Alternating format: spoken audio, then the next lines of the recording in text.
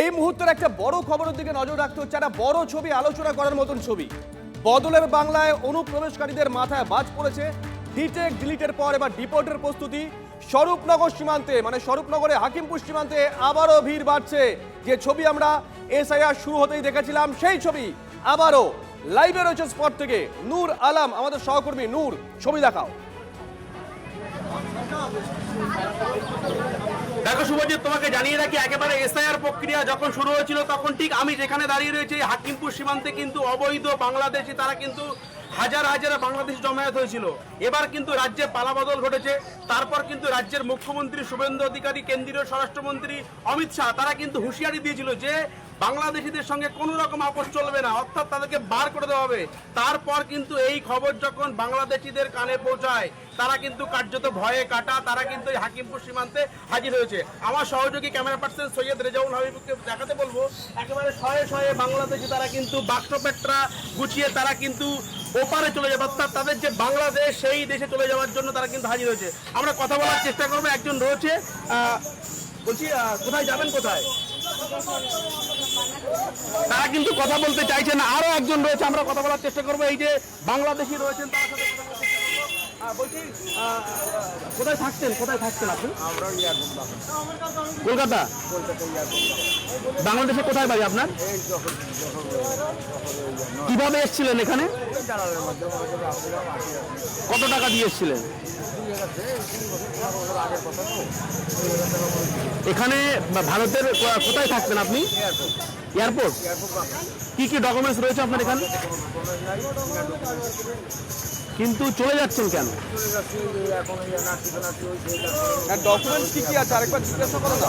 ভারতের কি কি ডকুমেন্টস? দালাল আপনার কি কি ভারতবর্ষের কি কি ডকুমেন্ট রয়েছে? আচ্ছা, কত টাকা নিয়েছিল দালাল? এখানে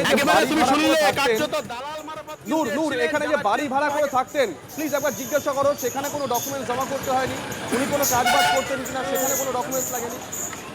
আচ্ছা, আপনি এখানে কি কাজ করতেন? কলকাতায় থাকছেন বলছেন। কখনো রাজমিস্ত্রি লাগে কাজ করছি, কখনোই গাছের কাজ পাচ্ছি, কখনোই গাছের দিয়ে ডাল কাটছি। থাকতেন কোথায়?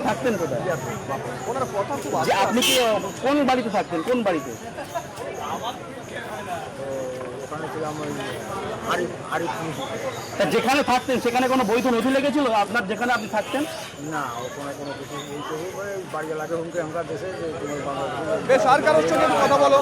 আপনাকে আর কারোর সঙ্গে নূর। এই যে আপনি কবে এসেছিলেন? কবে এসেছিলেন? আমি এসে দালালের বাসার কাজ করতাম বাসনগর। কত টাকা দিয়ে? দালাল সাথে এসে আমার সাথে আর কিছু বলতে পারে না ভালো।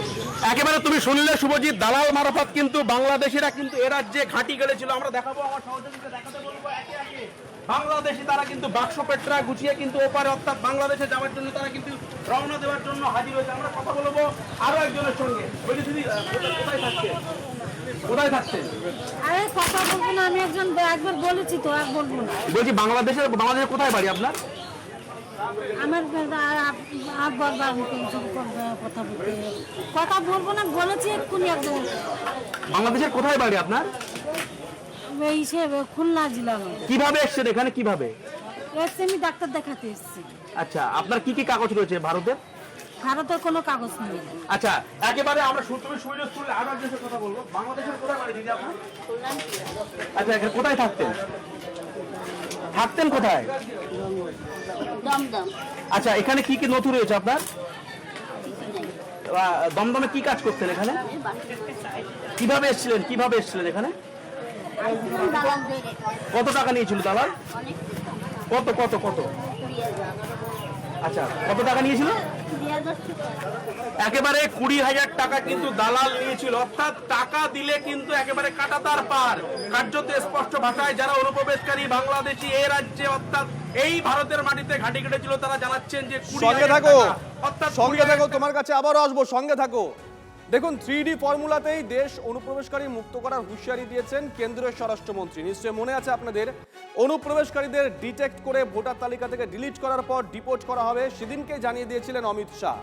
অমিত শাহ রাজ্যে এসে বলেই দিয়েছিলেন যে প্রথমে ডিটেক্ট করা হবে, তারপরে ডিলিট করা হবে, তারপরে ডিপোর্ট করা হবে। এবার বোধহয় সেই ডিপোর্টের প্রস্তুতি শুরু হয়ে গেছে। আর অনুমান করেই বাংলাদেশিরা তারা হাকিমপুর সীমান্তে ভিড় করেছেন। ঠিক যে ছবি আমরা দেখেছিলাম এসআইআর এর শুরুর দিকে বাংলাদেশে ফেরার হিড়িক পড়ে গেছিল, কার্যত একই ছবি আবারও বাংলাদেশে ফেরার হিড়িক পড়ে গেছে। কেউ এখানে 10 বছর, কেউ এখানে 20 বছর ধরে ছিল কলকাতায়।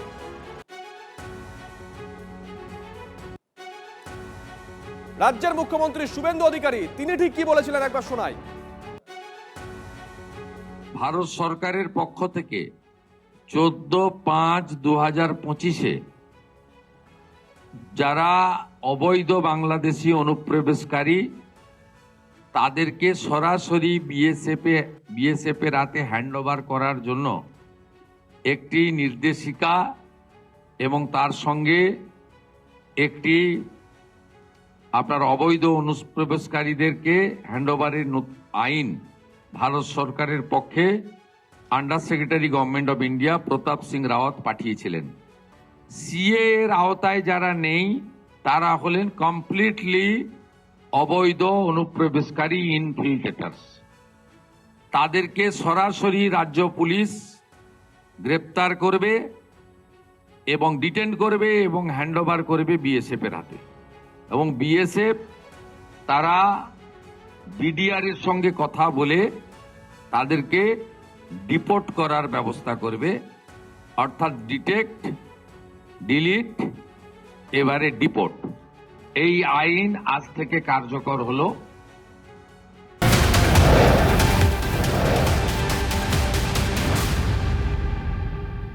সীমান্ত সুরক্ষা জোর, বঙ্গে আসছেন অমিত শাহ। 15 জুন রাজ্যের সীমান্ত এলাকা পরিদর্শন করবেন কেন্দ্রীয় স্বরাষ্ট্রমন্ত্রী।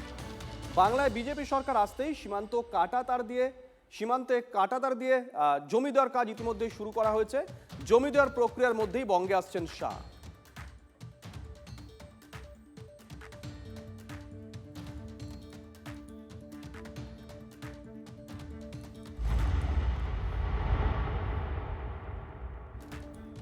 ডাবল ইঞ্জিন সরকারের 3D ফর্মুলা শুরু হয়ে গেছে। নির্দেশিকা জারির পরদিনই হোল্ডিং সেন্টারে ঢোকানো হলো অনুপ্রবেশকারীদের। মুর্শিদাবাদে লালগোলার পদ্মা ভবনে তৈরি করা হয়েছে হোল্ডিং সেন্টার। 3 জন বাংলাদেশি অনুপ্রবেশকারীকে রাখা হয়েছে সেই হোল্ডিং সেন্টারে। জেলায় জেলায় হোল্ডিং সেন্টার তৈরির নির্দেশ দিয়েছে স্বরাষ্ট্র দপ্তর। অনুপ্রবেশকারী বাংলাদেশি এবং রোহিঙ্গাদের রাখা হবে হোল্ডিং সেন্টারে। শুভেন্দু ক্ষমতায় আসতেই অনুপ্রবেশকারীদের মাথায় বাজ। ডিটেক্ট ডিলিটের পর এবার ডিপোর্টের প্রস্তুতি ইতিমধ্যেই শুরু হয়ে গেছে।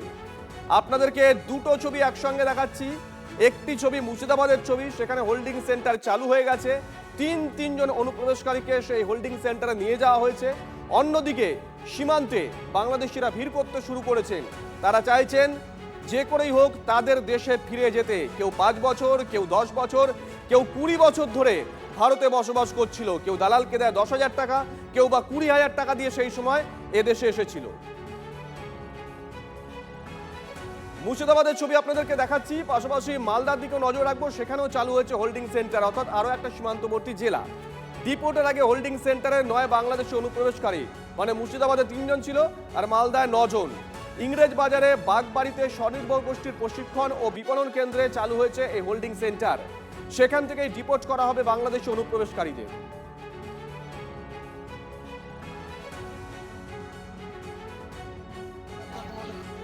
নতুন করে যে এই ডিটেনশন ক্যাম্প বা এই ধরনের, তো কত লোকের এখনো বৈধ ভোটার পেন্ডিং করে ফেলে রেখেছে। 2 নম্বর হচ্ছে ভিন্ডিকটিভ রাজনৈতিক বা অন্য কোনো দৃষ্টিভঙ্গিতে প্রতিহিংসাপরায়ণভাবে কাউকে এর মধ্যে ফেলা হচ্ছে কিনা, হ্যারাস করা হচ্ছে কিনা, এগুলো তো একটা ঝুঁকি বা আশঙ্কা নিশ্চিতভাবে থেকে যাবে। বা তাড়াহুড়ো করতে গিয়ে টেকনিক্যাল ভুলবশত কেউ বলি হয়ে যাচ্ছেন কিনা। তার আপনাদের হাতে তো কেন্দ্রের সরকার, আপনাদের হাতে রাজ্য সরকার, তো বর্ডার দিয়ে ঢুকবেই বা কেন? ডিটেনশন ক্যাম্পের প্রশ্নটা আসছে কোথার থেকে? বর্ডারটা আপনারা আটকান। আমাদের মুখ্যমন্ত্রী স্পষ্ট করে দিয়েছে যে মাননীয় গৃহমন্ত্রী অমিত শাহজি যে নীতি দিয়েছে, detect, delete and then deport, সেই নীতি রাজ্য সরকার চালু করে দিয়েছে। অর্থাৎ ডিটেকশন মানে ধরা হয়ে গেছে ভোটার লিস্টে কারা কারা বাংলাদেশি, কারা কারা সিএ এর আওতায় পড়ে না, তাদের নাম ওই লিস্ট এসে গেছে। সাময়িকভাবে ধরে রাখার জন্য সে যেন জেলে না নিয়ে গিয়ে সরকারের টাকা খরচ না করে, জনগণের টাকা খরচ না করে হোল্ডিং ক্যাম্প মানে ওটা কোনো চিরস্থায়ী বন্দোবস্ত নয়, বা আপনি অনেকদিন থাকবে তা না, কিছুক্ষণের জন্য রাখার জন্য ব্যবস্থা, ধরে পগার পার করে দেওয়ার ব্যবস্থা।